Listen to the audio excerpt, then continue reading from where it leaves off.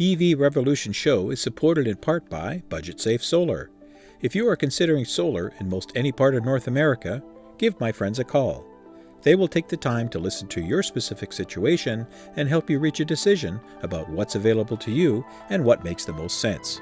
If you would like to join the growing solar industry, they'd like to speak with you.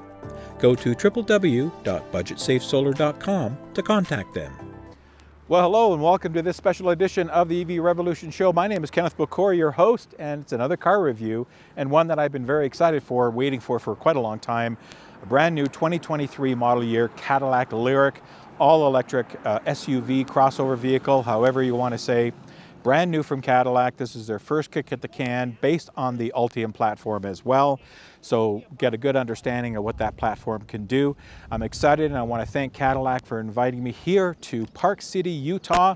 I'm right next to actually Olympic Park, where the Winter Olympics took place here a decade or so ago. Quite a fun place to be. Thought I'd get a vista view here before I give you my set off on some of the review parts to this episode today, and I'll be doing some driving as well, so I'll comment on that. Thanks very much for tuning in, and let me get right into this episode.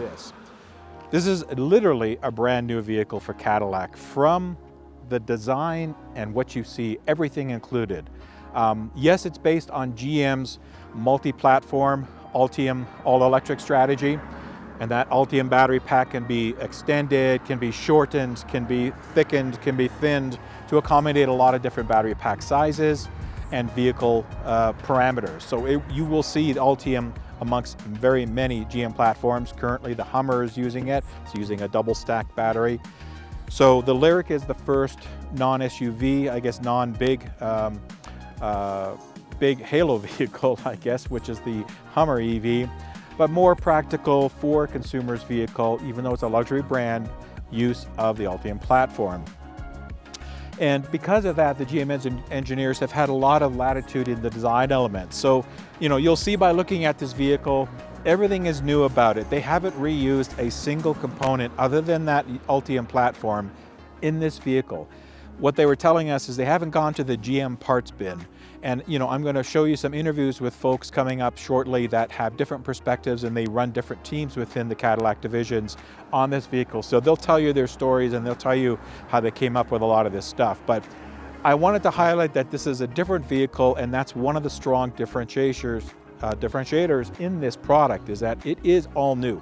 Everything in here is new, developed specific for the LYRIQ platform and for the new brand, the electrified brand that Cadillac's moving forward with. So will we see some of these stuff on the LYRIQ? Probably. Will we see this on other Cadillac all EVs? Probably in the future. But for right now, this is the only one. So I think that that's an important fact. And the amount of time that Cadillac spent going over the design elements, the drivability aspects of it, the engineering, not just the Ultium battery, which has a lot of strengths to it, but all the other factors, is quite outstanding. And one of the things I get a lot of people tell me is, well, Tesla's so far ahead, and they've had, well, yeah, but they've had a few years on everybody to actually get this stuff going. And now GM has been spending the last 5 to 6 years, if not even longer, working on electrification strategy. It just takes time. Now we're starting to see the fruits of that labor, right?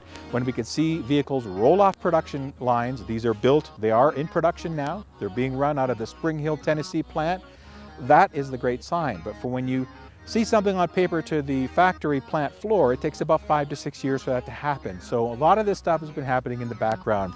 But I'm thoroughly impressed with this vehicle by what I've been told as far as the manufacturing and the design element. So I'm not going to spend a lot of time. You're going to hear from some folks that are going to talk about these different things. But I wanted to just give you that general introduction and overview of that vehicle. There's going to be a long episode because I think there's a lot of good information to take away from this, especially from those experts. So I'm going to get to them, but right now what I'm going to do is go back in and drive this vehicle so I can get some sort of driving impressions to share with you on camera.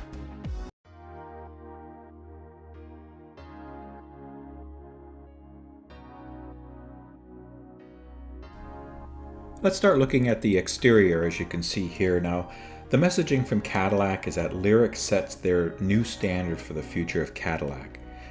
They view it as a high-performance luxury experience with the latest automotive technology in an all-new electric vehicle package. And this is their first kick at the can with the Ultium platform. They are using a lot of authentic materials and decor, and you'll hear some of this during today's review.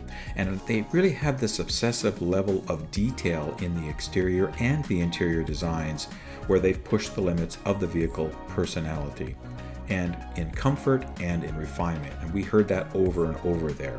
Now, the beauty of all-electric platform is that there is no constraints of the internal combustion engines and the system surrounding that. So things like airflow requirements for the grille and things like that allow designers to design with fewer constraints. And that's what Cadillac has done with the LYRIQ.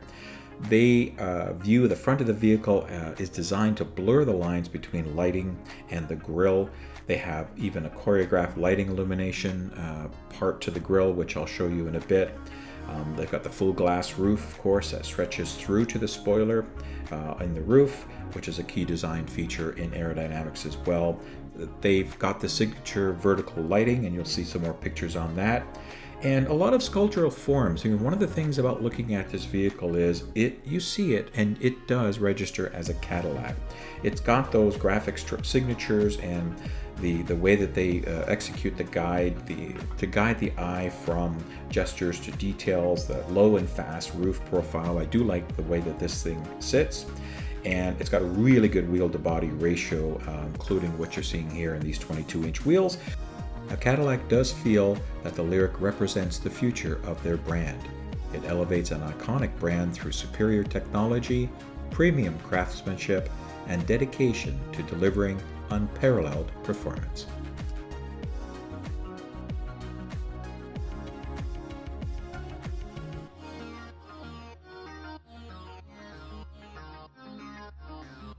So now that we've got this working live version, I guess production version of the LYRIQ, I can show you a lot more of the features. So to open the door, a lot of people are wondering, how do you open the door? Is it like Tesla? Do you have to push something? And is it kind of looks like a J handle? Well, it's not.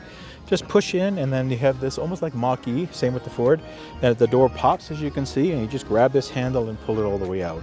And to close it, just push it. It'll have some soft close capabilities to pull it in if you don't do it enough, but I didn't have to slam that at all. Nicely opens and then just softly closes. So for the rear door, it's a similar way to open it. There's just no grab handle like there is in the front. You just push the button and it pops open. You can hear the mechanical pop open, and then you just reach around and open the door from behind. Closing it again is simple. Just push it. It's a soft close. It'll pull it in. If you've closed it enough, it doesn't need to pull it in, and it will close the door. So again, very easy setup here. You can hear that pop open, and it will do. So very nice mechanism, very classy and very smooth. All right, one thing I couldn't show you last time was the charging port opening and closing, so I can now. Press Cadillac logo on the charging port cover. It slides down. You've got your standard J1772, and pop this plastic piece that you won't lose because it's on a nice little tether for your CCS fast charge combo port. Once you're done with it, push the black button here, and it just closes up again and snaps shut. So sure, you can open it from inside, but just thought I'd show you to it. All right, so again, opening the door, nice wide door. It's certainly not truly 90 degrees, but I would say probably about 75 degrees opening. Easy entry, exit to the vehicle. As you can see, lots of room, nice height. I'm up at a good height, and then I'll show you the interior in a sec as far as all the controls go and things that are working in this vehicle. But I do like that. Now, as I always say, how can I get into the back seat? Let me show you that. All right, so getting into the back seat, just as easy, right? Push that button, door pops open, pop the door. Again, about 75, 80 degree opening, and voila. Boy, that's really easy to get into. You've got this C-pillar here. You have to duck around a little bit, but the height is nice. I've got tons of leg room. As you can see here, about 2 fists. Very comfortable seats. I'm sitting on the seat belt, so I'm going to have to just move them a little bit. I like the decor. I'm not fussy on white interiors, but that's what these ones are coming with now. You've got some vent controls back here, and a nice big panoramic roof, similar to a lot of the other Cadillac products, with a sunshade that is retractable, so that'll open it up later on when we're taking it for a drive. But you know, a very nice interior. I am going to talk a little bit more. I'm going to try to get an interview with somebody that was involved in the interior side of this, because there's a lot of fascinating information I think you folks should know. But all in all, it's a very, very nice. This is a totally new interior and use of materials for Cadillac. This is brand new. Almost everything, if not everything in this vehicle, is new to the Cadillac brand as far as the parts and the components go, and that's very exciting. Some people might think that these are reused GM parts, but they're not. Everything in here is new for this vehicle platform lineup, and that's an exciting thing that Cadillac has done. So very nice. All right, and to open the LYRIQ, it's pretty straightforward. People are wondering, where is the button for this thing? How come it won't open? Where is it? Well, it's actually the Cadillac logo. Push in the Cadillac logo, you'll hear the beep, open up, and off it goes. And of course, height adjustable. If you want to lower it down, same thing. You would press and hold the button here until it beeped at you to let you know your height adjustability. Nice open area. One thing, as I mentioned, as I said on the quick review several months ago, is that it's a nice lower lift than some of the maybe other higher mid-size to larger SUVs that you will see here. It's very easy to lift groceries and stuff over. Hopefully when we get access to a press fleet one, I'll have it for a week and I'll do my normal running around, groceries and the stuff that I do every week in my cars. So I can see that this has lots of room. It's pretty deep. I'm stretching my arms and I'm still not touching the back seats. So I'll put up all the numbers for cargo space again in here. You can remotely loosen the seats.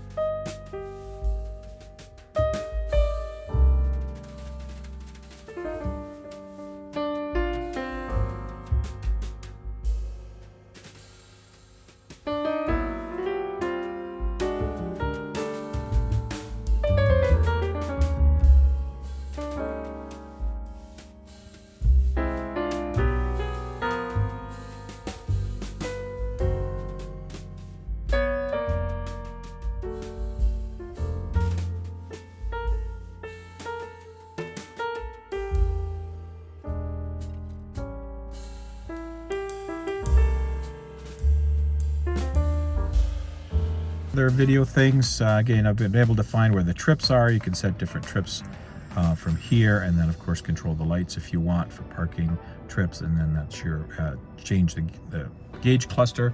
I kept it at the energy gauge. Actually, I'll put that to energy gauge there, as you can see, so it's a little simpler look. I just kept it at the regular gauge and left it at there.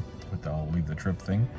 Overall, very nice. One thing I wanted to talk about some of the interior features quickly. Again, these are nice cup holders. Sometimes people tried to hide them. Cadillac said they used to do that, put doors and all that kind of stuff, but they wanted them to actually be the showcase. So they're nicely ringed and all this stuff. They have these pressure holders. If you put something big in them, they'll squeeze it. And one cool thing, which I thought, it's a very little thing, but I thought it was pretty cool. If you've got one of those travel mugs that actually have a handle, you can push this down and it will stay down, and then you can put the cup with the handle on. I found that to be a pretty cool feature. I mean, I've never seen that before. And then if you want to release it, you just push up on that button and it releases. So pretty cool feature. It's something small, nice big, got a cell phone charger holder there, and a nice big boot with a USB down there. We've got our key thing there. So, nice storage in here, adequate amount. You've got underneath, big glove box. And of course, as I mentioned, you have this area here where we have hand sanitizer. Great, I'm going to have to use that right now after mucking around, touching everything. So very nice interior. I've had no issues in this interior at all. Been very lovely to drive, easy visibility, and just a really quiet, comfortable drive as well. So my hat's off to Cadillac for all this. I'm inside of LYRIQ and I'm here with Sandy Lipscomb. She's the Senior Manager of the User Experience on the GM LYRIQ program. How are you, Sandy? I'm good. How are you? Good. Thanks for joining me in this hot vehicle. I'm going to put the air on one more notch because it's really hot here, folks. Sandy's going to run us through the entire infotainment system and tell us why this is a unique piece of technology within the LYRIQ. Okay, great. Thanks for the introduction. First, I want to draw your attention to this screen, which is a 33-inch bespoke created for LYRIQ only screen. It's one screen. There's no break. That means we can take a graphic from end to end.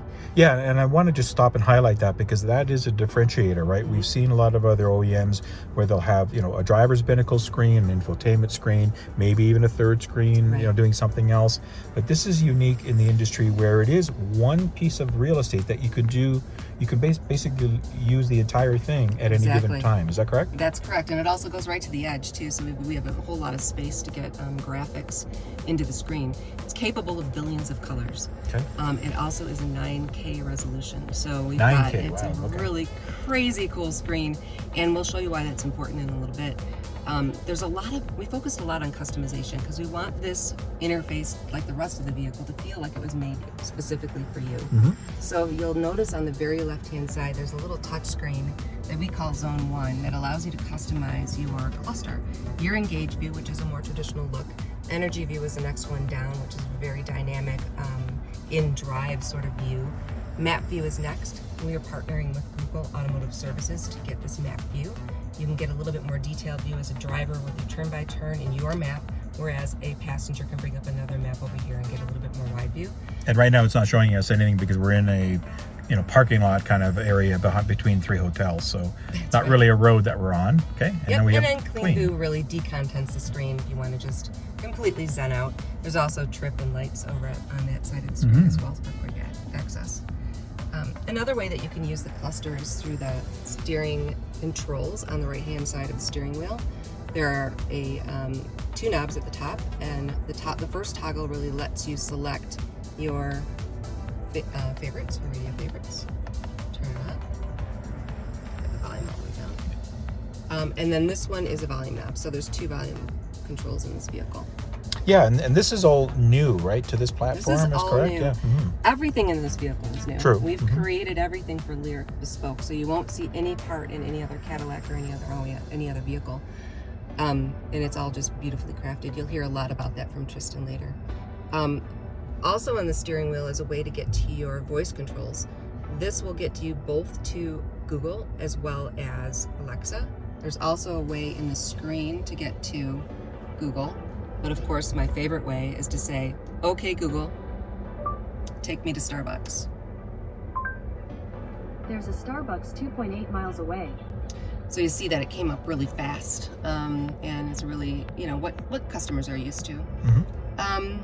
Let's see, the other way that we're integrating with Google is through the Play Store and through media. So we get our media application through Google. And do you expect more apps to be able to be downloaded for this interface at certain points in time? Yes. So over the year, we'll be updating different sets of content. One of our major pieces of content is themes. Okay. Themes is going to allow you to get a bespoke designed Cadillac LYRIQ graphic that goes across the entire background of the screen. They're beautiful, I know, because my team created them. Also, with that graphic comes a playlist that was curated by Cadillac. So you can create sort of your own environment. You can even add some other things to that experience, like ambient lighting. You're not going to be able to see it here because it's Right. a little too bright outside. And I but will get some night shots later you on should tonight. for sure yeah. get under a bridge or something at night.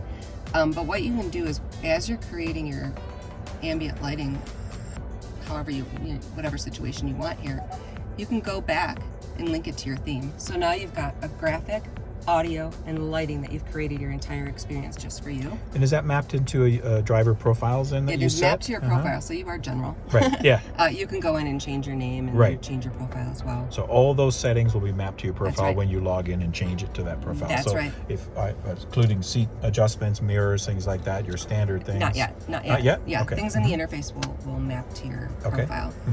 So imagine you're going fast. You want everything to be red, right?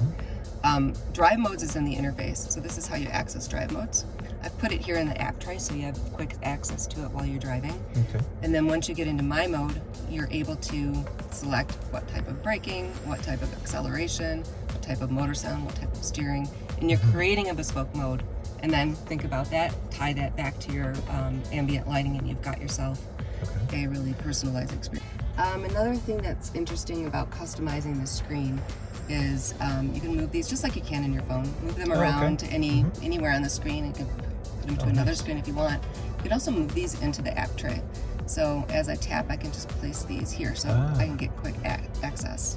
And how many can you add right now? Up to 6. 6, okay. These 3 are static, so home, audio, and navigation are all static. This one I've placed here for you because it's convenient. That's drive modes. And then you can also add 2 more. Okay. Something else that you'll see pop up here while you're driving is called a smart control. Those are things that we know that you need in the context of your driving situation.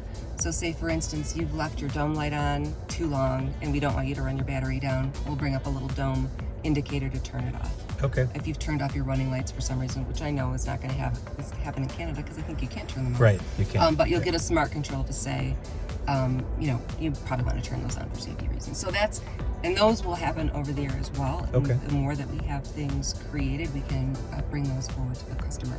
Another really important one that will be happening soon is if I'm in park, I'm going to put your glove box control right here. Glove box is, oops, I went to the wrong menu, sorry. It's in the home, yeah. It's in just controls. have to slide.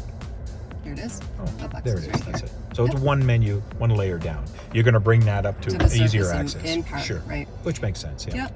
And this, of course, is all customizable. You can move these icons wherever you need them. Okay. I put one pedal driving as first because we know that you need that right away. Right. One pedal driving in the future is going to be in the app tray permanently. Okay. Today Excellent. it's in this menu. And maybe since you're talking about it, you can explain it's not just an on and off one pedal driving. There's a little bit more to it, There's right? levels, right? So if you go here, you can turn it on, off, and high. Okay, the MFC, multifunction controller. This is not a new concept for Cadillac, but this is an entirely newly designed multifunction controller. First of all, it's beautiful. It's bespoke to LYRIQ. Secondly, it functions just a little bit differently than the one that is in previous Cadillac. So if you rotate, you're going to go one by one, each piece of content. If you tilt, you're going to go to separate pieces of content, whole screens worth. If you press, you're going to go into that It's a select button. system. Yep. It's the tilt that's new. Okay.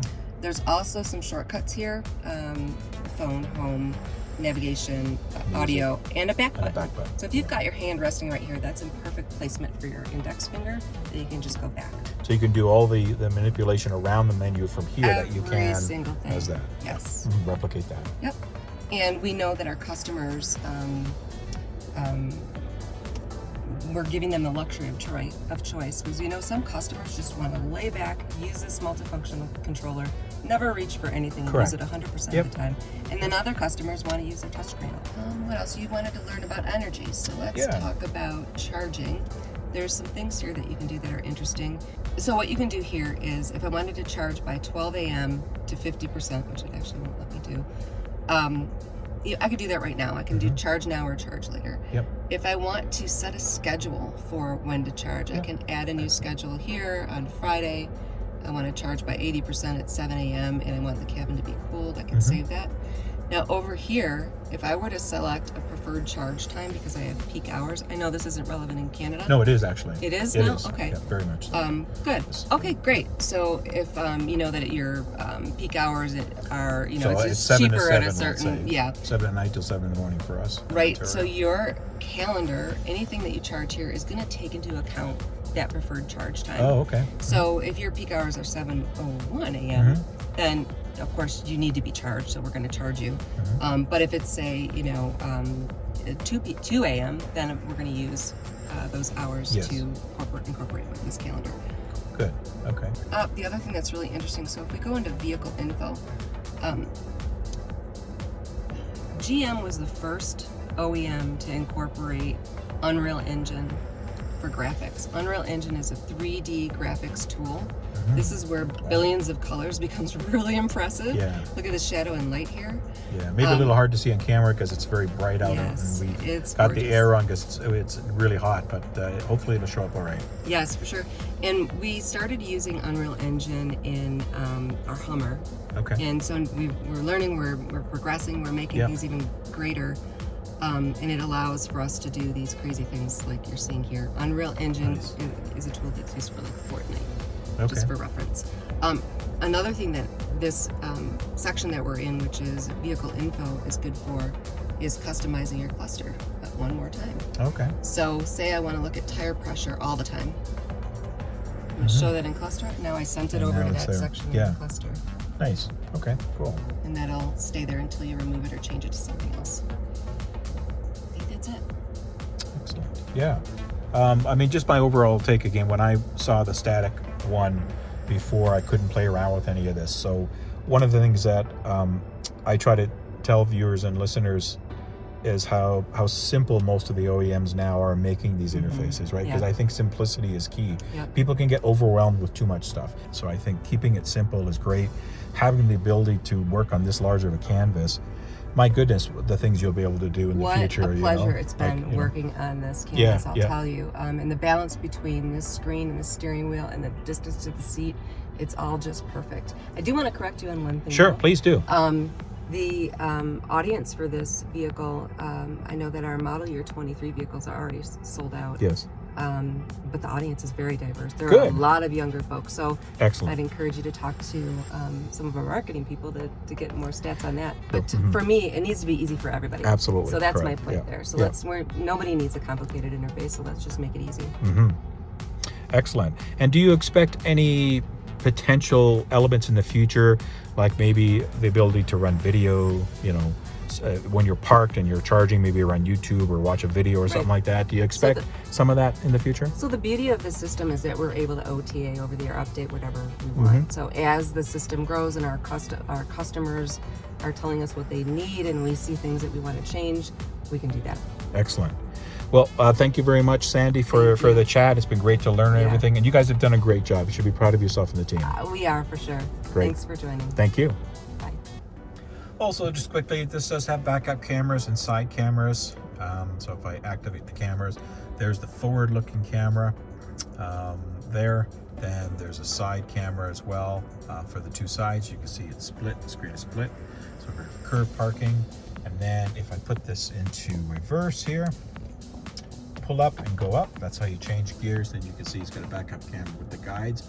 Now there's no audible sound. I couldn't figure out how to turn an audible sound on, but what happens is when you get close to the curb, you actually get haptic feedback in the seat. The seat vibrates. So it's actually, as you get closer and closer, it does that. So that's the way it actually tells you when you're backing up to a spot that you're getting close to hitting something, as opposed to a beep, beep, beep audible warning.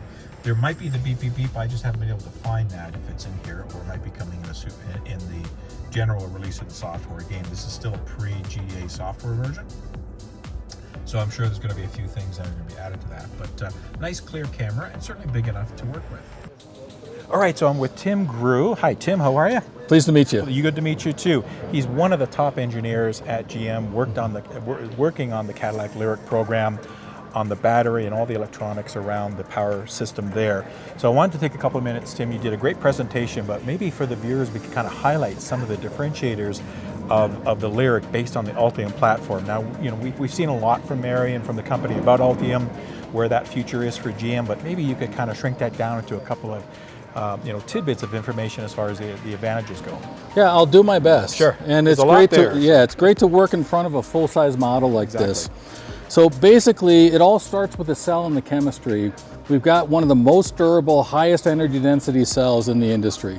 The cathode is actually called an NCMA, and it actually has 102 kilowatt hours in this one pack that goes under the LYRIQ. Now, once you got the great cell, it's all about how do you integrate it into the vehicle. And you can kind of see that we've got all the structural steel around the perimeter, and that's for crash, right? So we got a side pole, you're protected all the time. The battery's going to be as safe as the passenger. And then we also add structural steel across the battery pack. And what that does is it gives you a great torsional stiffness, where all four tires are going to be on the ground all the time, even in exuberant driving back and forth. Once you have the structure there and all of that torsional stiffness, now you change the material. Inside this pack, we'll have silent steel, we'll have ductile steel, and GM has a lot of welding technology to put them all together to have a very stiff yet quiet ride.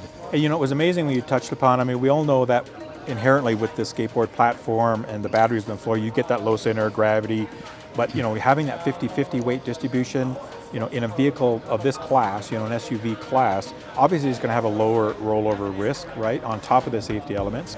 Yeah, and I know you went into a lot of detail of the supply chain and the elements there that GM is building out to support, the electrification efforts, which is critical as we now start to get a lot of people interested in EVs. Everything with the right material in the right place with the right finish with it all. And you mentioned the supply chain a little bit. We actually have one of the critical processing steps, the cathode active material, we're making it in Quebec. Yeah, and that same strategy that we had with the cell and the pack and the right material in the right place, did the same thing in the drive units. You can take a look at that drive unit right there. It's fully integrated, where the power electronics and the converter are on the front of it, but then it's got a high-speed electric motor on the rear. In that tiny little package, DC in, 340 horsepower out, 440 Newton meters at the shaft. Wow. Wow. And so it gives you the feel you need. A lot of people will say, hey, BEVs, they got a lot of mass to them. Yeah. We also bring a lot of force. And acceleration is force divided by mass. So mass goes up, we bring the force with it. True, there's your physics lesson today. So, absolutely. Yeah, so we actually started in city buses. In the 40-foot transit or the 60-foot transit buses. And all that same durability we put into these gear sets. It's a direct drive. Exactly. So no shifting, no clutches, no wear and tear like that. Love that. If you look at the battery itself, that's how we specifically design it to last the life of the vehicle and beyond. But we have a control system that takes care of all of that. And so a good example is if you're in the winter in the northern hemisphere Which here. we have in Canada, yeah. Yeah, a lot happens in Canada. We'll actually precondition the battery pack to keep it warm, to keep it in its happy spot. We'll actually do a lot of things where we have an active heat pump on the car. And so you can kind of imagine, while I can keep it a little bit warmer, not affecting durability whatsoever, and then rather than using the electrochemical, use that all for range and pump the heat out of the battery pack into the passenger compartment. So there's a very famous cold CO2 cycle in the US that the government rates us on. Okay. We actually get 10% better fuel economy with the heat we pump out of the pack into the passenger compartment with Wow. Yeah, you mentioned that in your speak, and as far as reducing pulling the energy from the battery on a resistive heating capacity to use the heat pump, which will garner, I think you said a 5-to-1, betterment. Yeah, they ratio. call it coefficient of performance, and it's a little tricky to get used to, but on a resistive heater, kilowatt in, kilowatt out, they're pretty efficient, right? But you're actually turning electricity into heat, and that's your 1-to-1. Since on a heat pump, you're moving the heat, you're not actually generating the heat. It's got a 5x factor on it, where you can do that. And that's actually something that's coming in geothermal and other systems like that. Okay. This one is just specifically designed for the car. Yeah, no, a lot of thought on that. And lastly, on charging, I know you talked, and I'll put specs in this broadcast here, but you've got a wide range of charging outputs. Even the mobile connector, right, comes with a higher level than we normally would think. Yeah, if you look at, previous OEMs and other things like that, you'd kind of be restricted to a 110 volt type charging with that. With this Ultium system and the Cadillac LYRIQ, with the vehicle, we've got a very nice leather case. Yeah, I see that. That we can put the actual cord in. That'd be great. Yeah. Let me hold this. I'll be the prop guy. And everything that you need is in this case. Yeah. So many of your viewers will recognize the actual plug into the car, cord right there. But this is your electric vehicle service equipment. And this is all you need for 32 amps. No need to install anything on the wall or anything like that. And then it's got the changeable cords in them. Very low insertion force. So your pigtails basically, right? Pigtails plug it in, there's your 110. 110, yeah. And then this is the NEMA 14-50 with it all. And that can give you some very good charging. I know that just recently you guys have that plug to charge capability. Did I get that right? Or charge the plug? Yeah, Which so way is it? Again, one of those things, right? Imagine on a regular car, you just run up to the fuel pump and you just fuel. You don't have to mess around with a credit card or anything like that. GM is now launching through its Ultium Charge 360 a program with EVgo where you got that all set up. You just walk up to the EVgo, you plug in, and you start fast charging if you're on a trip. Yeah. Well, we could sit here and talk for an hour, Tim, but I have lots of content on this episode I need to get to and put in there. But I want to thank you for your time. Yeah, it was a thank great you. talk today. I learned a lot, and I'm super stoked about getting behind the wheel tomorrow when my turn's allowed. So thank you very much, Tim. Appreciate it. Thank you for educating everybody. It's really good work. Yeah. Thank you. All right, so continuing with interviews here at the Cadillac event, I'm here with Rob Kodarak. He's the chief engineer of anything to do with engineering on the Cadillac LYRIQ program. How are you, Rob? Yes, good to meet very you. nice to meet you. Yes. You too. Excellent. Now you did a talk for us yesterday, which I found very interesting, and rather than redoing a 15-minute talk to the folks, maybe you could summarize some of those differentiation points in the new LYRIQ, because one of the things that my listeners and watchers are hearing in this video is that everything is new on here. There's a lot of new stuff, pretty well everything, and I was really impressed with the suspension setup and some of those engineering tweaks that you guys have done to build into this vehicle. Can you tell us a little bit more about that? Yeah, absolutely. Probably one of the most significant things that, as you said, this is an all-new architecture. So from the ground up, we started with a clean slate of paper, and that was essential for us to really look at the foundation and the backbone of the car. So torsional stiffness was one of the primary, let's say, drivers to ensure that we had a great suspension. And what we tried to focus on primarily with the LYRIQ is what we call isolated precision. So to get that good rolling isolation, that good handling and precision that you want in the vehicle. So two of the big enablers that we used to accomplish that was a 5-link suspension on the vehicle. So this is the first time that we've done this in a Cadillac SUV. Wow. So it really So provides no air or anything like that? no It's air or true? anything else. So it's all mechanical in nature. But what it allows us to do is individually tune the bushings to ensure that we've got, again, that perfect balance between the isolation and the handling characteristic that you need in a luxury segment like this. Right. One of the other big enablers was what we call Passive Plus. So it's a frequency dependent damper. So it basically can automatically adjust within the valving when you're over different type of road conditions. So when you have small inputs. So electronically adjusting? No electronics, it's mechanical. Valve. Okay. It's an all new state-of-the-art design. Okay. So it allows you to better isolate the road when you have those low frequency inputs, and when you have the high frequency inputs, or those high magnitude, let's say potholes or that type of. Yes. You get better and more precise damping, and it just really again provides that overall isolated precision. All automatic, so no user intervention. Exactly. Like, I know that if you set some of the driving modes, do any of the parameters of the suspension change on that? We as do well? offer moding with the LYRIQ. So we've got a Tour, Sport, Snow and Ice, and then also My Mode. So as you migrate through those modes, essentially what we do is we adjust the overall effort and feel of the steering, the pedal as far as the brake, and also the accelerator pedal, or essentially the way in which the driver accelerates and propulsions the car. And then the last thing that we do is what we call electric vehicle sound enhancement, really providing that communication tool for the driver that he's in an aggressive and a spirited type driving situation. Absolutely, yeah. Just in the quick drive that we did yesterday, and we're going about to do a longer one today, the car handled brilliantly. I mean, it's not designed to be a race car or a track car. I get that. It's a family SUV, mover kind of thing, crossover vehicle, but it handled superbly well. Taking over now, mind you, we haven't really hit any rough roads around here yet, but I'm sure we might hit a couple small ones, just effortlessly. Quiet, comfortable, right? You hit the nail on the head with all that stuff. So anything else you want to add as far as what your team has put into this vehicle from an engineering standpoint? You'd mentioned as far as the quietness, that was another key focus there. We wanted to have what we call a quiet oasis, so important, because when you go away from the ICE engine applications where you have all that masking noise, it's very challenging on an EV to still get that premium quality, sound inside the vehicle. So we use a technology called active noise cancellation. We actually took it to a next level. So we have tri-axis accelerometers around all four corners of the car, and basically that detects the frequency of the road, and that works in conjunction with our AKG audio system, and actually balances or cancels out those unwanted noises into the cabin. So it really provides a premium experience for the driver. Which it did, I can tell you that, folks. I purposely, left the radio off just so I could try to experience and really focus on that element of noise reduction and elimination. I know you've done a lot of sound dampening as well, physical sound dampening elements in the vehicle, which is great. And it was wow. Like, I have an ear for it now because I test drive so many all electrics that's kind of one of the things I can pick up is how one versus another. And this is one of the quietest ones that I've been in so far. Yeah, I have to admit, it's really, really good.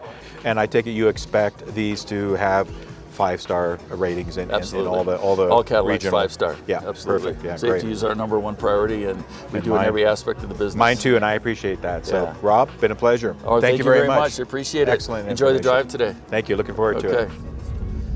All right, so here's my in-car impressions, my first impressions of the Cadillac LYRIQ. As I go down this 10% grade here, down from Olympic Park, as we have just about an hour right now of driving, then we'll get a little bit more tomorrow. So first impressions, this car is extremely quiet.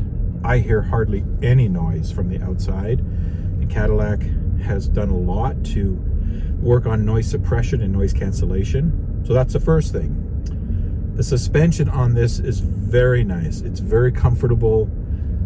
I haven't done anything too rough. It's telling me now that I've got a rough road coming up here, so we'll see what rough means here in Utah. A couple of bumps that was very smooth, hardly felt them or heard them at all.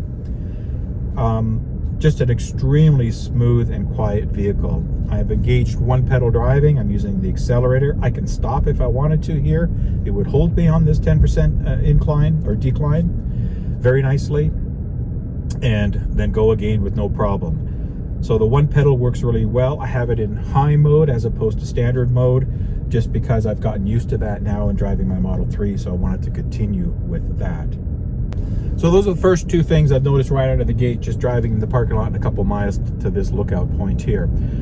I will track my mileage and try to get some form of efficiencies. However, I will state that we're not driving these long distances. These are going to be short, 1 hour kind of loops that we're going to get around the Park City and Salt Lake City, Utah area. So I won't be able to really test the battery pack capacities to their limit as far as efficiencies go. Just in the short 10 miles, not even 10 miles, about 5 miles that I've been driving, I'm at 2.9 miles per kilowatt hour. So I will take what I get today and then in tomorrow's drive, and I'll document that, and then I'll put the numbers at the end when I talk about initial efficiencies. Now, this is a heavy SUV. It's a size class of an XT5 from Cadillac, so it's that mid-range SUV size. So it's not going to be a Tesla Model 3 efficiency or a Hyundai Ioniq efficiency. It's not supposed to be that. But I think it's going to be pretty good, but we'll see how, this is one of the tests of the Ultium pack. In some of the drivers talking about their experiences in driving this vehicle already and what they've done, they tell me that the range prediction on this is extremely accurate, especially when you use the trip, you set a destination and you go somewhere. It works really well. All right, so as I get into the highway here, we'll see how the sounds are and the performances on the highway. Now, there are 3 driving modes, 4, including the customizable one. I'm driving in the tour mode. There's a sport mode, and I'm just going to leave it on tour because that's the way I operate. We know that sport will go faster. So get up to speed here. I'm at 65 miles an hour. Very, very minimal wind noise. Can hardly hear anything on that. That is super, super good. Now, one of the other things also that I wanted to talk about from a driving impression is the seats are really comfortable. The steering is very nice, very responsive. Yeah, you sit nice and high, so good visibility. Nice size mirrors. They're not too oversized. They're good medium-sized side mirrors so that you do get adequate visibility. Yet, again, on the highway, there's no wind. I didn't hear any wind buffeting or wind noise from there. So one thing Cadillac has also said is they don't have, obviously, rear wipers. I mentioned throughout this show and before. So we'll have to monitor that situation. There was a lot of questions that came up during one of the briefings this morning about that, as I know it would, because this is a Canadian contingent that we're here today. And we asked a lot of that. We get snow, we get mud, and I mean, the GM folks have said, look, we're in Michigan. We take this up to the northern part of Michigan for winter testing, so we get it. We have the same climate, and we've not experienced any problems with dirt or snow buildup or salt, dried salt or any of that stuff buildup to a point where it would block the windshield. So that'll have to remain to be seen from the owner reviews once we see these out of the road for the next several months and into next spring. As far as the controls, as I mentioned, everything is pretty easy to reach here. I like having these buttons here, because I could see myself that instead of going to the main screen, I would use these shortcuts. I don't have the music on because I don't want to have any YouTube copyrights, but I usually would have the music blaring and all that stuff. So I love having this wheel here, kind of like in the BMWs with their iDrive setup. Once you learn the system, it works really, really well, and it's a nice feature to learn and to use. I like the different displays. I've got the energy display on so I can shows my range, shows how much kilowatts that I'm either putting back into through regen or that I'm expending through acceleration using the accelerator pedal. Just make sure there's no cars coming here as I get into this road. So I like that. You can see that. Somebody had asked a question, what's the max regen? So let me just get up to speed here. I'll get up to 60 and then I'll just, so 227 and 135. 135 is what I saw regen maxed out at. Let me get up to speed one more time. And I'll just let the one pedal do it. So I'm at 70 miles an hour. 140, 153. So 153 is the max regen that I found on this. Peak, we don't have charging curve numbers, nor are we going to get into a position of charging it at this point because we're just doing short drives. But we will see through real examples, and I'm sure charging curves will be up on these within a couple weeks after deliveries. But I'm confident, again, that everything works within that 10 to 80% range in 30 minutes or 20 to 80 in 30 minutes, which usually is more than enough. I think this is going to be a very capable vehicle. I mean, from a driving experience, it's really nice, very comfortable, and very quiet, and the suspension is very soft, but not soft, mushy soft where you feel like you're floating. I've got good road grip. I can feel where I need to go, but the bumps aren't throwing this around and out of joint, and I really, really like that. 2 big thumbs up on driving impressions. This one went a little long, but I wanted to kind of give you as much as I could while I've had a short time with this vehicle. Really super impressed with it, and I knew I would be, so I'm glad it worked out, and I'm happy for that.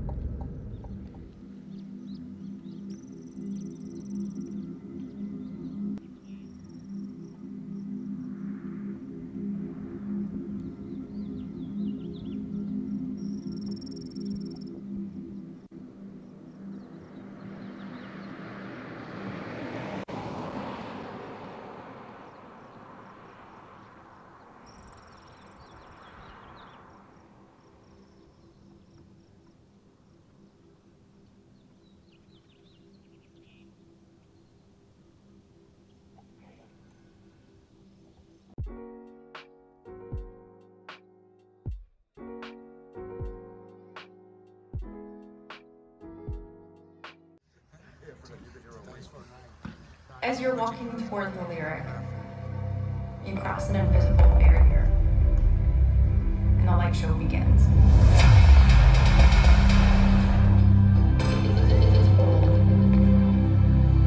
It's redefining our icon.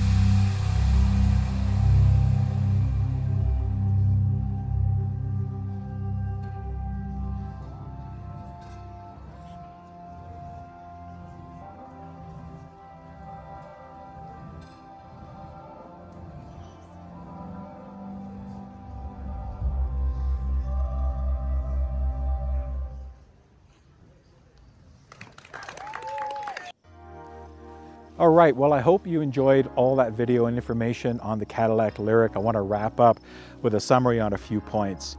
Just to highlight again some of the specs on this vehicle, because I'm not sure if I went through it.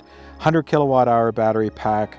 It's got 12 modules, 212 to 88 cells, if I remember correctly. The initial versions coming out are the rear-wheel drive versions only, putting out about 340 horsepower and 325 pound-feet of torque to give you really good acceleration numbers for a vehicle of this class. The all-wheel drive, when it comes out, will pump out 500 horsepower, but I don't have torque specs yet on that, and that won't be coming till next year. As far as charging times go, I believe I mentioned it, but just to recap, you can use a 120 level 1, of course, in your house, but if you're using 240, up to 19.2 kilowatt hours it supports for level 2 charging and anything in between. So depending on what you put in there, you would need a 100 amp circuit to get the full 19.2 out of it. And of course, GM or Cadillac will be coming out with their own branded in-home chargers that will support that. You can purchase from them and then use an electrician or find somebody to do the install if you don't have a level 2. So what that means is that it'll get you plenty of juice for overnight charging and go from there. Now, DC fast charging, it does support up to 190 kilowatts for peak rates. We didn't get an opportunity in this driving segments here to charge because they took it off our hands after we were done and plugged it in overnight to get everybody level set for the next day. So you'll have to wait till I get a one of these press vehicles for a week, which probably won't be well into the fall at this point as they're slowly coming out, but I'm sure there'll be other reviews to show the peak DC fast charging. But I think the takeaway is that this is a 30-minute, 10 or 20 to 80% type of vehicle, which will give you a lot of miles back, in excess of 200 miles back in that time frame. What else can I tell you? I mean, you've seen the dimensions, the interior. It's a nice spacious interior. Today we did a lot of up and down driving. We went through some higher elevations. We're sitting at around 6,000 feet elevation. We went up to 9,000 feet here and back. So give it a good run on the range and on the recovery, but certainly a very capable vehicle in anything that you throw at it. Hey, it's not a race car. It's not an off-road vehicle, right? It's a people mover, SUV, CUV type vehicle. But for Cadillac, it's luxury, right? And from an efficiency standpoint, the numbers that I could get today out of here is we averaged about 2.4 miles per kilowatt hour, which is about 25.8 kilowatt hours per 100 kilometers. So certainly not earth-shattering like a 15 or 16 number would be, or very efficient. But this is actually, somebody had set the trip meter from the beginning. This car just has over 1,000 miles on it, so it's a brand new press vehicle here for Cadillac.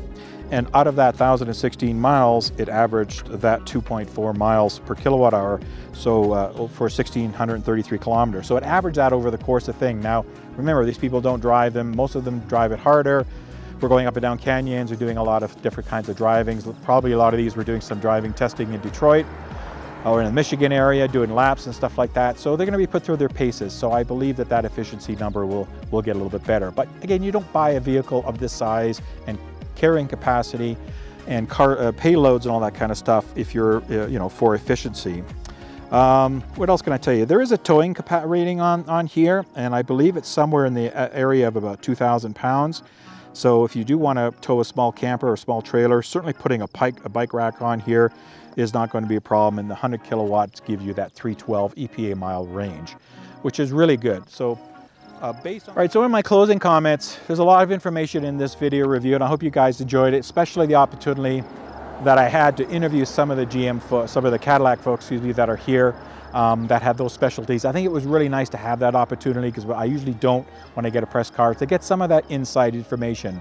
And if there's anything I can summarize this vehicle with, is cool, calm, and collective. It's a very smooth vehicle. It's very quiet. It's very easy to drive, handles the road well, and the range seems dead on for what it's estimating, so it's something that you can rely on. They were telling us about using the maps and telling the range expectations, what kind of state of charge you would get to when you reach your destination or waypoints, and this thing seems to be bang on. So it's calculating, it's taking a lot of that telematics and stuff in play and coming back with really accurate numbers. So it's definitely something that you can get in. And get in and just charge it up, right? That's what I keep saying, folks. If you're looking at an EV, don't worry about the kilowatts and some of the numbers that I've thrown at you.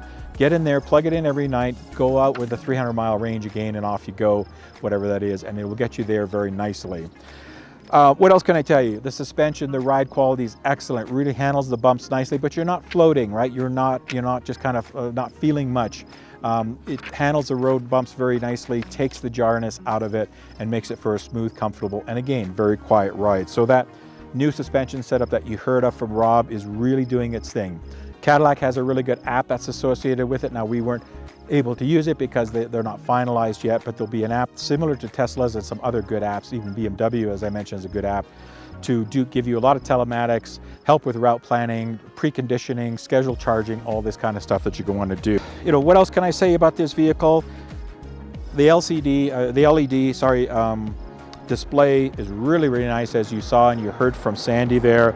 And I think the main takeaway for me out of this weekend that I didn't know is everything is new, and Cadillac has taken their time to think about every single detail on this vehicle, including internal nooks and crannies and all that kind of stuff. And it really shows. No squeaks, rattles. The workmanship is there for really early production units. That's excellent. You don't see these panel gaps. Everything is nice and tight and fit and finish. That's to be expected with Cadillac, right? Their owners want to expect that. And in fact, they talked today about some numbers in reservations and things like that. And I think the interesting comment that came out of that is that the reservations that they have in Canada, they talked about Canadian numbers, 60% of those are non-Cadillac owners. And the majority are under the age of 44. And that's complete opposite to what I thought it was going to be. So this vehicle is now reaching younger people that have the ability to purchase it, and at $70,000, $69,900 and change, the only option is bigger wheels, and either paint comes standard with it, black or the gray. That's it. There's not a whole lot to choose from. At that $70,000 price point, now it doesn't qualify for any Fed incentives or, to my knowledge, any provincial incentives.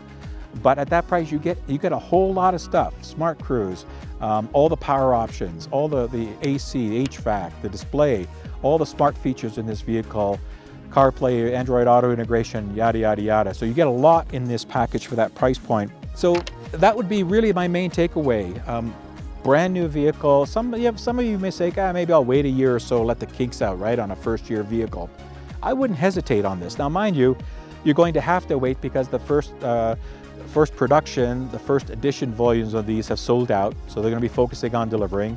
There's a wait list now for 2023, so if you're interested, go on your respective GM website and put a reservation down, or contact a dealer, get on a wait list, whatever they're doing. Don't wait till next year to do it, folks, because these queuing just continues to increase as time goes by. With fuel prices now and everything, there's so many more eyeballs on EVs, and with more models and more name brand models, right? More models from the big OEMs that are coming out, like Cadillac and GM, it's getting more eyeballs to look at them. So if you're interested, definitely join at least a wait list as they ramp up production. Now, they wouldn't tell us any production estimates or numbers, so I don't have anything to tell you. These are made right now in Spring Hill, Tennessee in the US, so I don't know what their production ramp up will be when they finally get all the gears working and everything is running smoothly. I was very stoked on the vehicle too. I wanted to drive it. I think the Ultium platform is proving itself.